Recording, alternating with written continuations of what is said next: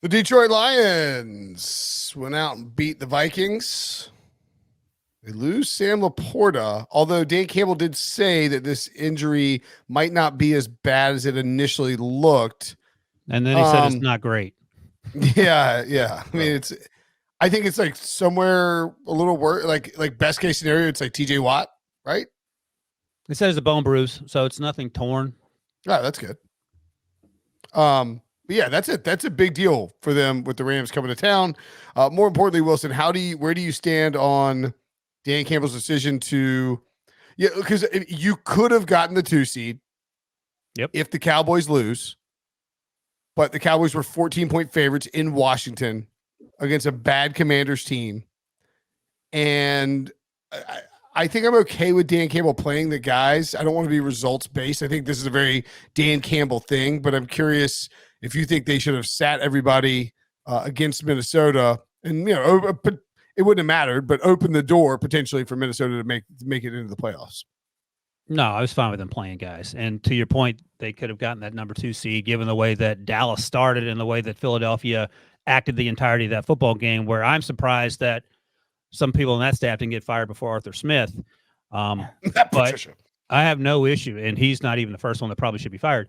I have no issue with playing the guys, and my bigger issue is like just get rid of the turf. Let's start there. Not Raymond.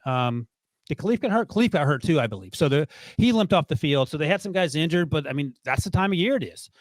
Andrew Van Ginkel got hurt for the Dolphins. He was playing in a meaningful game. It was Week 18. This was meaningful, but less meaningful for what the Lions are. But I think this is exactly who Dan Campbell is. Just like last week against the Lions, Dan Campbell said, we're going for it no matter what. It could be 4th and 5 million or on the 2-point conversion. We're doing it and we're proving a point. And I think the point is that he's proving that he's rolling with his guys and we're going to do it the way we've done it all year. We're not going to turtle up. And I have some respect for that because we've seen other coaches turtle up and it's blown up in their faces. And Mike McCarthy immediately comes to mind. So we know who Dan Campbell is, and I'm fine with it, Breach. I don't know. I just feel like this is when you're in college and you're with a drunk buddy and you start playing who can jump off the highest roof without breaking their legs. Like eventually you get to a roof that's so high that someone's going to get hurt or you just back out. You guys didn't play that in college? No, I'm just kidding. But it's one of those things where you have to weigh the pluses and minuses here. And yeah, if you want to play your starters because you do think you have an outside shot at the 2 seed, that's one thing.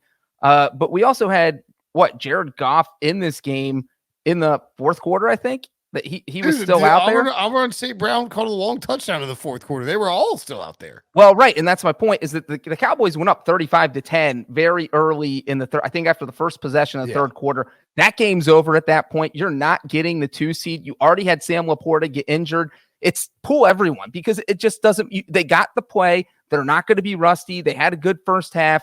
But at that point, there is no reason to have anyone out there. Just go home, forfeit. Like, it doesn't matter. You're getting the 3 seed. So I do think that he was a little over aggressive. I have no problem with him playing his starters to start the game, but just scoreboard watch and pull your guys when you need to, especially after you've already suffered a brutal injury.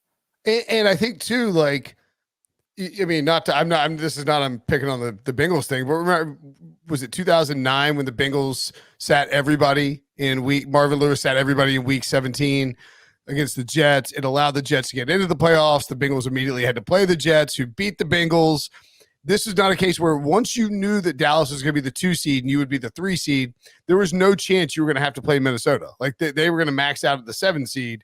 So it's not like that one I'm a little wary of is like, allowing your future opponent to get into the playoffs just because it's so disrespectful that it can oftentimes backfire. But that wasn't on the table.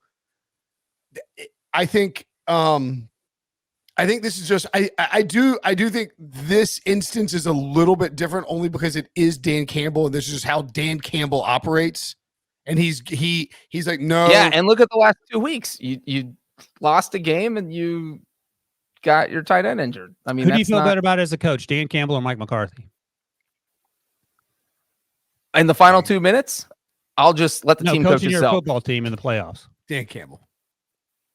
Yeah, probably. Breach's Mike must have gone out. Probably Dan Campbell. Okay, but I don't think it's as correct. I don't think it's as that much favored toward Campbell as you're trying to make it sound. have you seen Mike McCarthy at the end of games? Yes. Okay.